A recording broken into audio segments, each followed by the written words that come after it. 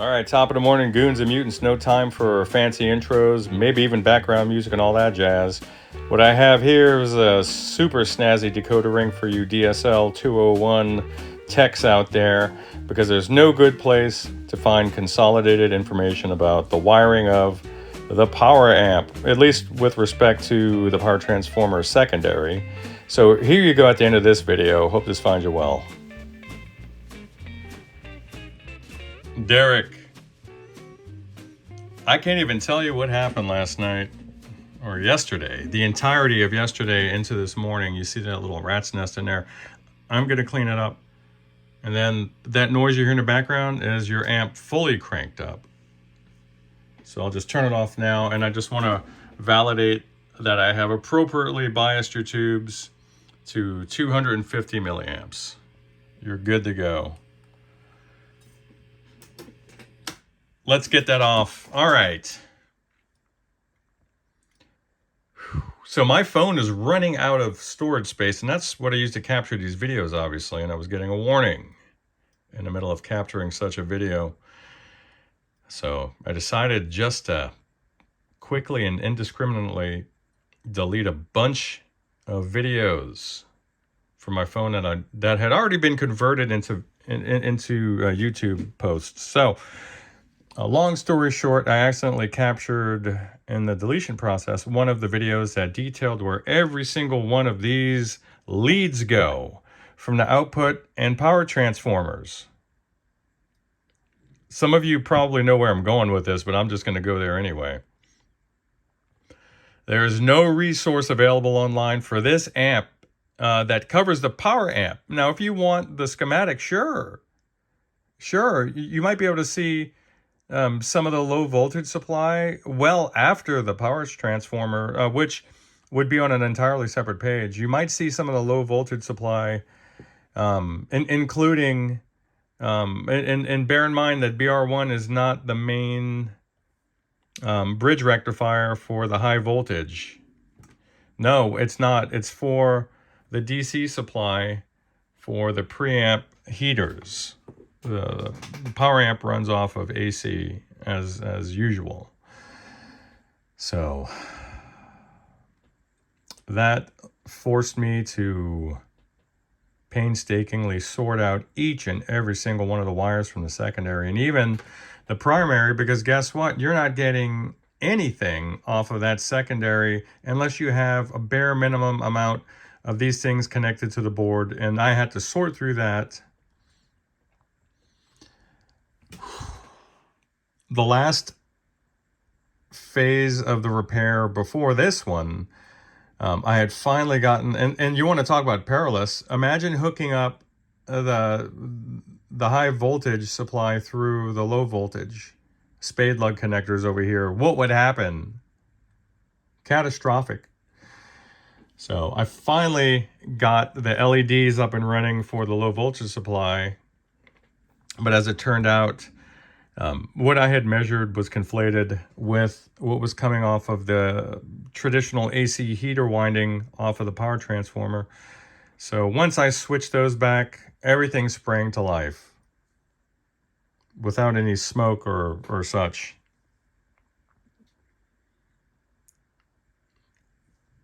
Everything works. It's beautiful. And all I have to do at this point is just do a sound test and put her back into the cab, and we can kind of call it a day. There's a little bit of noise that I can't get out of the master volume over here,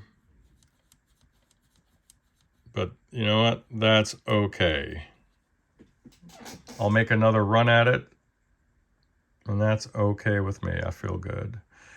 Look how nice this circuit board looks. This amp, for all intents and purposes, is running as a new amp. New lease on life. We got ahead of some issues before they manifested in smoke and flame. So that's a great thing. Truly beautiful thing. For you guys, what I'm going to do for posterity's sake is I'm going to I'm probably gonna just hand draw the wiring diagram where each one of these lugs go, at least on the secondary, because the primary, you could pull up a picture of most of the primary wiring and just figure it out, but it's that damn secondary right here that's gonna get you.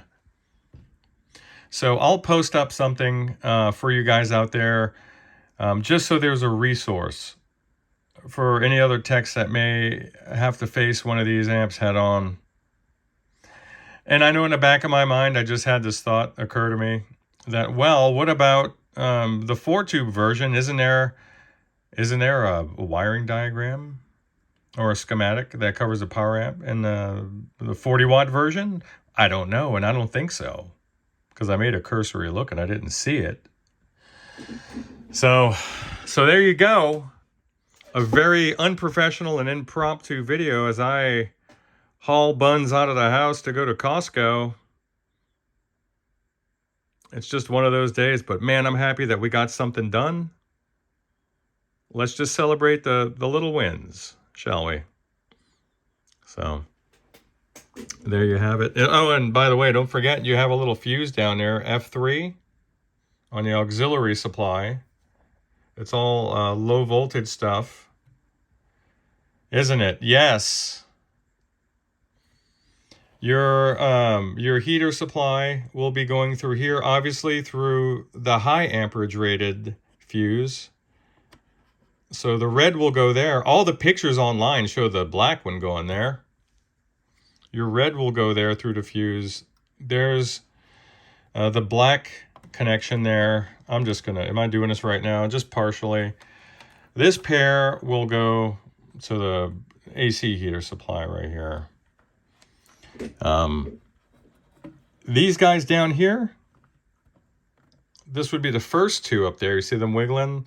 That's your high voltage supply right there. And then you can see the main rectifiers there.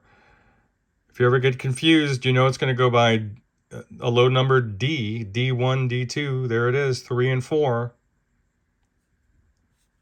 And then the middle pair here, this will be some low voltage stuff. This will be, this will be the low voltage supply for the LEDs and a reverb, if I'm not mistaken. But I'll draw that all out for you. And you can look at your reverb board here. And this is a staple of the TSL and DSL series, or the 2000 series, I should say. You'll see this in everyone that has reverb on board. And this guy is lifted. I don't mean he's had too much to drink. We have a nice 1/4 inch gap right there under the board, and you can see it was starting to yellow on this side. That's not just a shadow. It just hadn't made its way through the bottom of the board yet. So we caught that in time. And if you're saying, hey, my rectifier's great and healthy, and this goes double on the old Mark Series boogies, then you need to either replace the filter caps here or up the capacitance a bit. So that's another thing to think about for you guys out there. There's just lost knowledge in all of these videos. Now, I wish you guys the best. I will post this up and get the hell out of here. Derek, I'm going to send you a happy text message. Bye.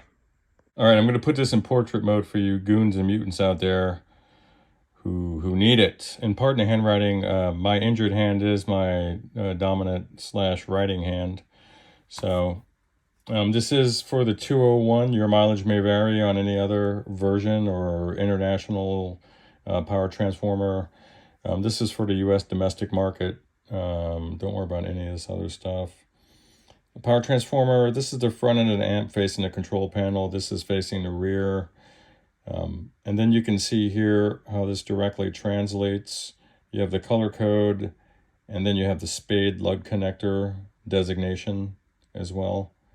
And it's literally this right here, and then where it will go on the board. And then you have like some of the primary and front control panel items like the power switch. You'll have the blue from the power switch over here. Then this is connected over here. And then you can see here, brown, this one goes right to the IC outlet. It's the only one that doesn't have an insulating sleeve over on the female end of the spade connector. And then this one will go to the power switch. It's brown. This is the other brown one to the power switch. And then there's that designator there. So that's it. I hope this is helpful and you guys don't have to do hours of searching online to piece together things and then maybe, I don't know, shock yourself on accident trying to figure things out. Hope this finds you well. Bye.